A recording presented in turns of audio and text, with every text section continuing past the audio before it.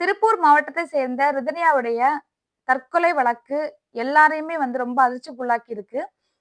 இது வந்து கிட்டத்தட்ட நாடு முழுவதும் இந்த நியூஸ் வந்து பரவி இருக்கு. ஆனாலும் இந்த கேஸ்ல வந்து ஒரு தொய்வு ஏற்பட்டிருக்கிறதா வந்து அவங்க அப்பா சொல்றாரு.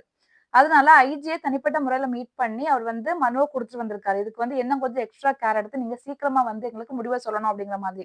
நீங்க வந்து இத தற்கொலை வழக்கு, அ கொடுமை வழக்கு அப்படிங்கிற மட்டும் 2 செக்ஷன்ல மட்டும் தான் போட்டிருக்கீங்க. ஆனா இத வந்து ரொம்ப இன்னும் கொஞ்சம் டீப்பா நீங்க வந்து விசாரிச்சு வேற செக்ஷன்ல போடணும் அப்படிங்கிற மாதிரி ரிதன்யாவோட அப்பா வந்து சொல்லியிருக்காரு.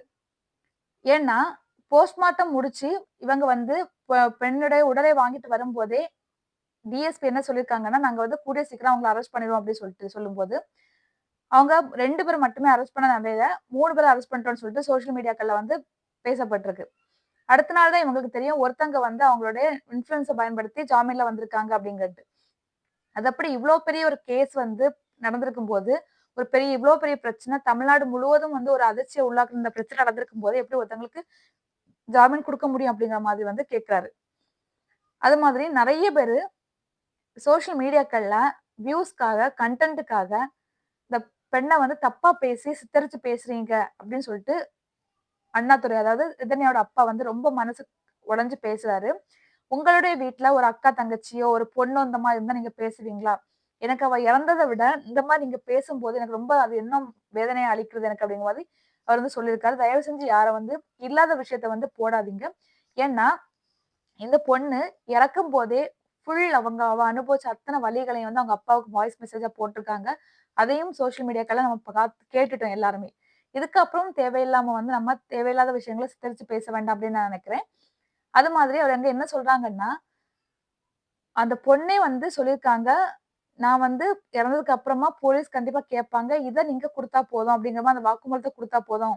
வேற எதுவும் வேண்டாம். இவங்க 3 பேரும் தான் வந்து குற்றவாளிங்கிறத வந்து அவங்க ஆணித்தரமா ரிதன்யா வந்து அதுல சொல்லியிருக்காங்க.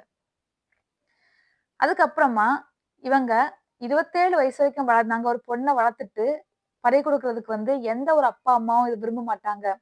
கண்டிப்பா வந்து எல்லாருக்குமே வேதனை தரக்கூடிய ஒரு விஷயம். இந்த மக்கள் வந்து எல்லாருமே வந்து எனக்கு ரொம்ப சப்போர்ட்டிவா இருக்குங்க. அது எனக்கு இன்னும் கொஞ்சம் தைரியமா இருக்கு. தமிழ்நாடு மொத்தம் உள்ள மக்கள் வந்து எனக்கு எல்லாருமே வந்து என் பொண்ணுக்காக போராடுனீங்க. ரொம்ப சப்போர்ட் பண்றீங்க. எனக்கு அது கொஞ்சம் இன்னும் தைரியத்த குடுக்குது. கூடிய சீக்கிரம் வந்து இந்த கேஸ்ல நீங்க இன்னும் கொஞ்சம் சிபிஐக்கு முடிஞ்சா மாத்தி, இன்னும் கொஞ்சம் கேர் எடுத்து, சீக்கிரமா வந்து இது இவ்ளோ சென்சிட்டிவான ஒரு கேஸுக்கே வந்து ஜாமீன் வந்து கேட்கறாங்க, பெயில் கேட்கறாங்க, குடுக்கல அவங்களுக்கு. இவ்ளோ ஒரு பெரிய ஒரு கேஸுக்கே லைவ்வா வந்து அந்த பொண்ணு வாக்குமூலமே சாகும்போது குடுத்த வாக்குமூலம் இருக்கும்போதே வந்து, இந்த கேஸ வந்து அவங்க உயர்நீதிமன்றத்துக்கு தான் கொண்டு போக வாய்ப்பு இருக்குங்கிற மாரி சொல்லியிருக்காங்க. தயவு செஞ்சு இவங்களுக்கு வந்து பெயில் குடுக்கவே கூடாது. ஜாமீன் குடுக்கவே கூடாது. கண்டிப்பா இவங்களுக்கு கடுமையான அதிகபட்ச தண்டனை என்ன இருக்கோ, அந்த தண்டனைய கண்டிப்பா குடுக்கணும். குடுத்தா மட்டும் தான் இது மாரி கொடுமைகள் வந்து இன்னொரு பொண்ணுக்கு நடக்காம இருக்கும். இதுதான் வந்து அண்ணாதுரை அவருடைய ஆசையும். அதாவது என்னோட அப்பாவோட ஆசையும் கூட. கண்டிப்பா வந்து அவருடைய பெண்ணை இழந்துட்டேன். என்னோட பொண்ண நான் இழந்துட்டேன். ஆனா இன்னொரு பொண்ணுக்கு வந்து இந்த மாரி நிலைமை வரக்கூடாது அப்படிங்கிறத வந்து அவர் சொல்றாரு. கண்டிப்பா வந்து இது வராம இருக்கணும்னு சொன்னா, இந்த ரிதன்யாவோட மாமனாருக்கு மாமனாராக இருந்த ஈஸ்வரமூர்த்தி, கவின்குமார், சித்ரா தேவி இவங்களுக்கு எல்லாருக்குமே அதிகபட்ச தண்டனையான என்ன தண்டனை இருக்கோ அந்த தண்டனைய கண்டிப்பா குடுக்கணும் அப்படின்னு சொல்லிட்டு நான் நினைக்கிறேன். உங்களுக்கு இத பத்தி என்ன கருத்து இருக்குன்னு சொல்லிட்டு கண்டிப்பா கமெண்ட்ல சொல்லுங்க.